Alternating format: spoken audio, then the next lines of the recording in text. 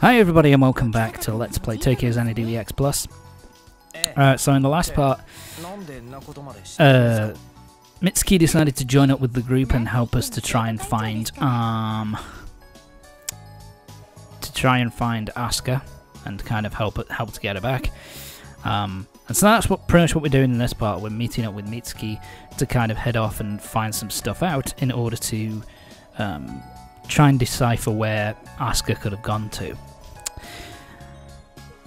But before we get into that, I wanted to say something about the next couple of parts from this one and the next one.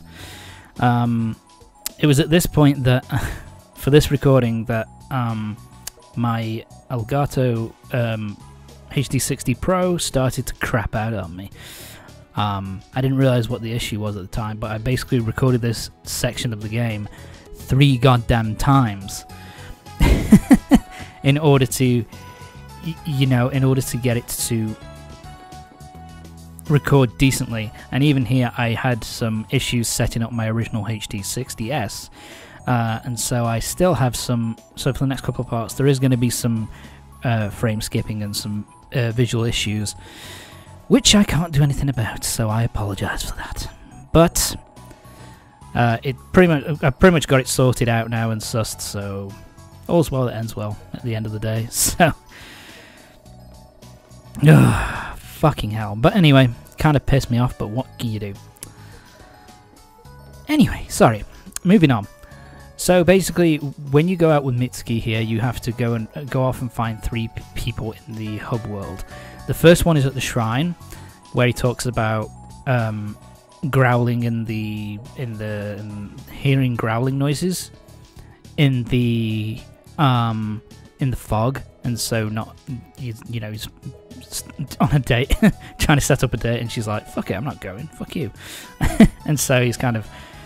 And so we find out about it there. You go to the sober shop and talk to the person there, and he'll give you some more information.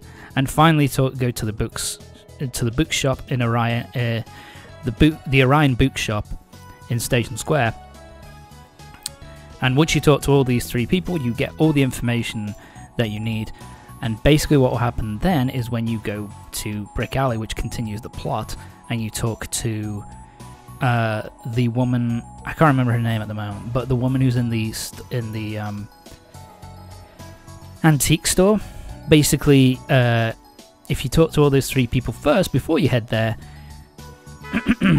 sorry, then you will be able to then Ko's I think wisdom increases. So yeah, if you want to get the max. So if you want to get your wisdom up a few points, then it's definitely worth doing. But if you want to, you could just head to Brick Alley, and then the story will continue as normal. So, but it's worth it to go after those 3 people to get your stats up a bit more, particularly if you want the best end. And so we're here, and we're stuck with this prick again, Mr. Mercuria. And so basically, he's popping up just to basically say that he's basically that he's here in a more official capacity than Mitsuki is. So basically, that he's kind of here to smooth things over. So he's a part of Zodiac, and that he's helping out. And he's kind of the guy who's been sent here to kind of deal with all the shit that's gone down surrounding Asuka and the fog. Basically, the official guy from Zodiac. So at least we get to know finally why the fuck he's here. We get to learn that he's, of why he's here in particular.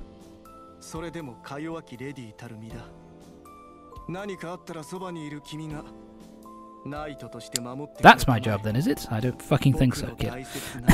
She doesn't need my help anyway. And yeah, we get a bit of a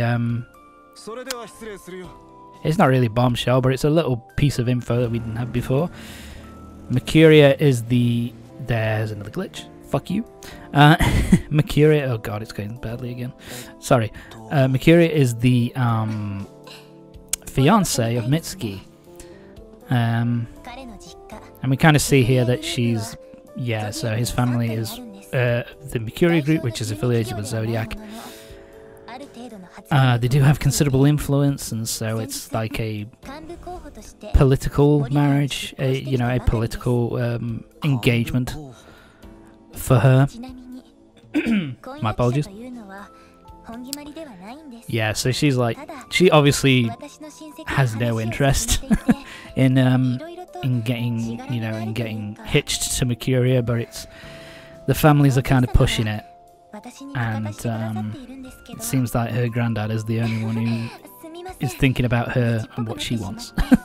So yeah, it's not really brought up again. It's just it's a little side thing of, like, I guess a little bit of more information, more backstory about how Mercuria knows Mitsuki, and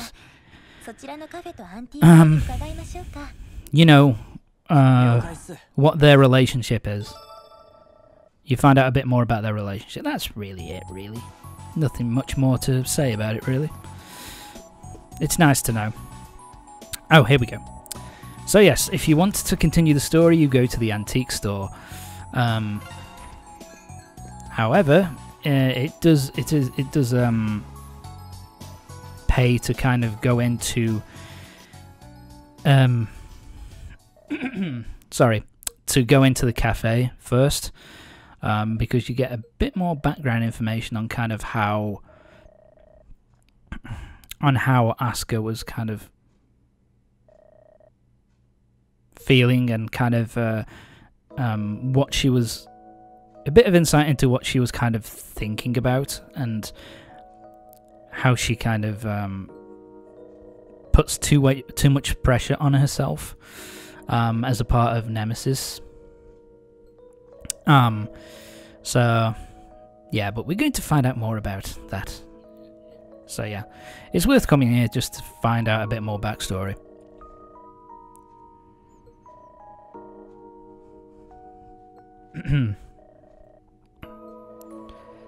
Yes, stay on subject. We'll talk about coffee later. If you have any ideas. Yeah, so this guy is kind of like a... he's kind of a semi-plant, as it were. He's basically here to keep an eye on Asuka, to kind of... basically to give her some informal kind of backup, and kind of to offer assistance should she require it. But of course we all know how Asuka is. She wants to handle things all by herself. Sorry. My apologies. Fuck my throat. But anyway, what we find out basically here is that Nemesis are not going to do anything here with regards to Asuka, so they're not going to try and save her, because they consider it that basically she's an enforcer, so therefore she should be able to deal with this shit by herself. And so the only thing that they will do is, if she ends up dying, they will send another enforcer out to deal with this person, deal with this situation. They only care about the situation. They don't really give a shit about her and her survival, as it were. They just really don't give a shit about that. On top of that, it's kind of like... He also mentions that Asuka doesn't really get the whole thing. She kind of thinks that she has to do everything all by herself, where what she really should be doing is kind of gathering capable people around her and kind of leading them to be better, and so that she has a group that she can really rely on to kind of deal with these situations as they arise, so that they can help each other out, you know what I mean? And so yeah, she doesn't get that at all, and so now we're going to have to go and find her and give her a piece of our mind that she's been such a fucking idiot. But anyway, It's Yukino, there you go. So now we've met Yukino in the antique store. Fuck my brain. And basically, so yeah, we already know her because she's the person who gives Ko his part-time jobs. I didn't realise how much this video was skipping. Shit, I'm so fucking unhappy. But, sorry, fucking hell, whatever, moving on. So much skipping. But anyway. So yeah, she's kind of basically someone who apparently deals in information, and she kind of gives it out to members of the underground, as we saw much earlier on in the chapter, where she kind of gave information to Asuka. And so, because you talk to those three people, you give her more information, and she tells you what the Grim Greed is that we're dealing with. That it's basically a black dog that's kind of moving in amongst the fog. You know, and it's kind of based in European myths and legends, which, by the way, will come into play much later on. Well, actually, not much later on, in a little bit. But we'll see. Ko's wisdom increases because of that. Now, as you make your way out, Yukino talks to you about something. So, because you now know that she's an informant for the underground, she will now help you out. So basically, she now becomes a store where you can... Basically, if you don't want to go into the Eclipse and search for certain items when you're giving side quests... So, for example, there was a side quest that we did with the blacksmith shop, where they asked us, we want to, you know, for a specific material. Instead of going into the Eclipse and trying to fight and find it, instead you can just come to Yukino, and as long as you know exactly what you want, she will be able to give it to you for a price. So yeah, this makes side quests a hell of a lot fucking easier. And so basically, if she tells you, and it's also a thing where if you look at and you need certain certain materials to level up your soul device or one of the party's members' soul devices, then you can come here and you'll be able to buy that off her and basically strengthen your characters up a lot faster. So that's really fucking useful. So it's really useful to have that. But of course, we've stepped out, which means the story's continuing, and Jesus Christ, it's a big dog. It's the Black Hound. This is the guy who's supposedly taken Asuka, or is linked to Asuka's disappearance. So we've got to chase after him and chase after the bastard and put a leash on him, so to speak. So yeah, time for the Eclipse, baby. Time for our next Eclipse. And this one, it's just going to be Ko and Mitsuki. So we get to see what Mitsuki's like in combat. Yeah, I'm really sorry about the skipping. It's just that I've tried to record this 3 fucking times, man. And at the 3rd time, I was just like, you know what? Fuck it. The audio didn't skip. I didn't lose too much information. I didn't lose massive amounts of the story, so fuck it. It's fine. And so now we're in our next Eclipse, and this one is kind of similar to the first one you enter when you save Shiori way back in chapter 1. So yeah, it's very similar in terms of its design. And we get to see what Mitsuki is capable of. And Mitsuki has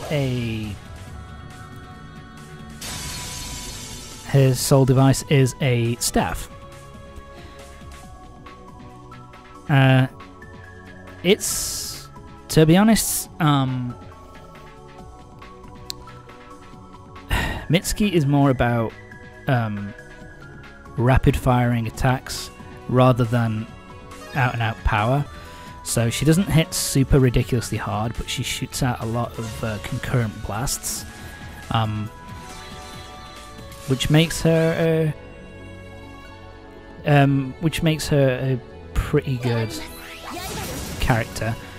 So yeah, her ranged attack is actually really strong. It's one of the strongest in the game. You know, because of the fact that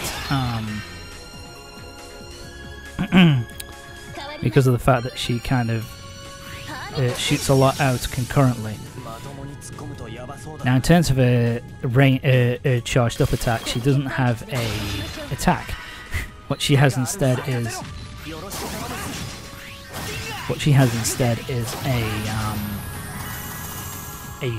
a shield which she puts around herself, and she can kind of and it's a good way of avoiding hazards. You can just walk over like poisonous floors and stuff like that, and it won't cause any problems for you whatsoever. And it's 100% necessary if you want to collect all the items for this game, for this particular Eclipse. Sorry. Something else that she has, which I actually think is pretty cool as well, is that her close-up attacks actually have a little bit of range to them. They don't have a massive amount of range, but they do have some range, so you don't have to be right up close and personal to cause damage. Of course, the trade-off for that is that her kind of regular physical attacks, or close range attacks, however you want to put it, I guess, you know, they're not super strong. I mean, they're strong enough. You're still going to cause a fair bit of damage with them, but you know, they're nowhere near as strong as any of the other characters, really, in terms of up close and personal damage. She's more about ranged combat, really. Like I said, she's one of the better characters when it comes to her ranged combat abilities. So yeah, she's kind of she's someone who I don't use a massive amount, but I still use her a bit. She's still interesting to use, and at least she's kind of unique. And this is what I mean. You kind of need these, because if you go through here, you'll get poisoned, I think, and you'll just start taking damage.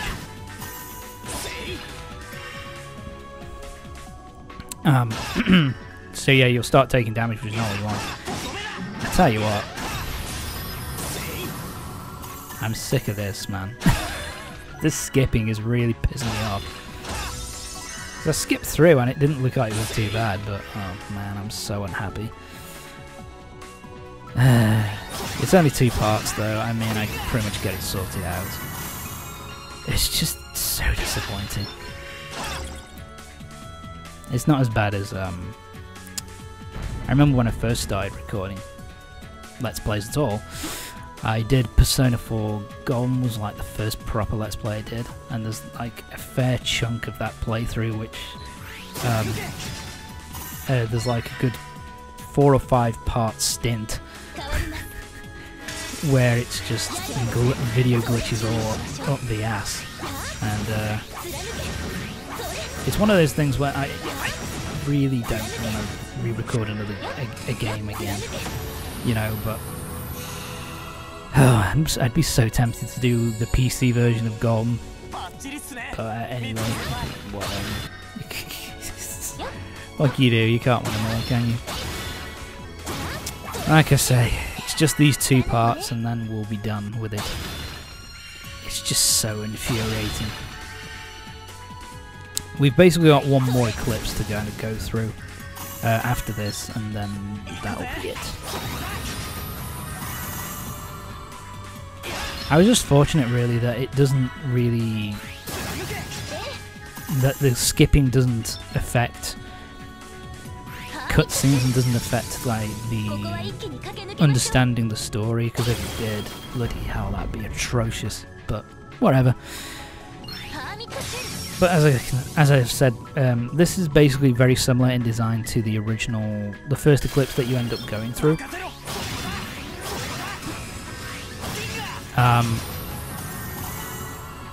And in terms of its structure, it's actually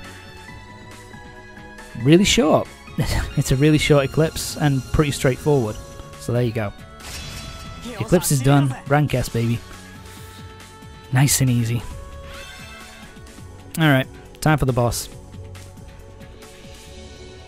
Time to neuter this puppy.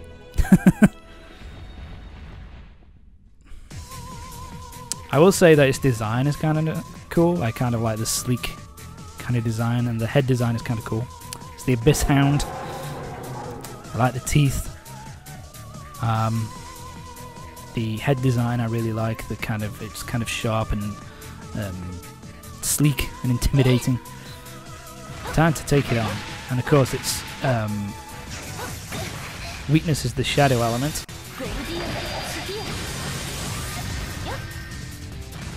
Basically, this boss is actually relatively straightforward. Basically, it will just keep swiping at you, and it will, the most dangerous attack, or the one that's kind of the hardest to avoid, is kind of the jump at you, which has a high area of effect. But as you've got its weakness with Mitsuki, it's pretty easy to take down. Yeah, super annoying. And time to die. And you're done. Yeah, Mitsuki's special attacks are actually pretty powerful and do some pretty good, you know, do some pretty severe damage. And yeah, this is a bit of a unique one, really. It creates another Eclipse Gate, and then inside an Eclipse Gate, and disappears. But thanks to Mitsuki, we don't have any issue. She's going to give us a way to track the bastard. But that's going to be it for this part of Tokyo Xanadu EX Plus. I'm sorry about the glitches. Join me next time for the next part, when we're going to be tracking down the Black Hound and going through our second Eclipse, and hopefully rescuing Asuka in the process. So yeah, see you next time.